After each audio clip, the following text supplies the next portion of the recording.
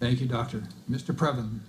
Yes, sir. It is Eric Previn, a county resident from District 3, and today is a very long and impressive session, and historic day. Thank you, Ms. Clever, Dr. Cleverell. Item S2 today, of course, has been punted to August 11th, which is the subject of my ire, because it's my belief that the transparency and process of bringing forward reports from our Inspector General or from the Sheriff brings light to the area where it is in fact needed. By delaying it and delaying it and delaying it while celebrating other great news, it's a problem. It really has become, in fact, a problem.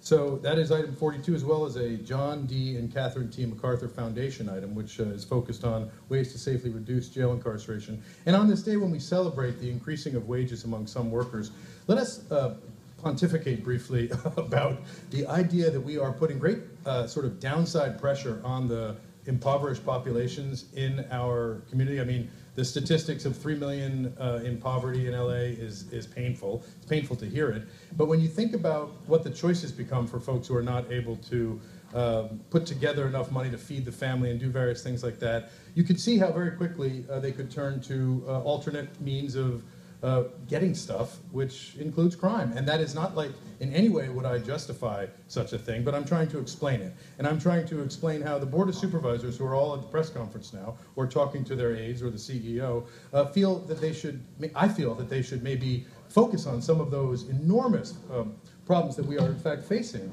Boy, there's a chipper conversation in every single set, except for Supervisor Knobby, to be fair, and the new county council. Everybody is busy. But I do think it's important, and I would just ask you, Supervisor Ridley-Thomas, I know you read the newspaper, and I do too, and this week we learned that President Obama pardoned 46 individuals who had been incarcerated on low-level drug offenses. It was a painful but powerful reminder as he released them into clemency, which was very powerful. However, there were 10,000 youngsters like that who are doing long-term jail time for those kinds of things. That is what we need to be focused on changing. That is what we need to be dealing with. The rising trend in crime is a very important piece of business here because we all value public safety in Los Angeles County. All of us value it. Now, what do we do? What do we do about it?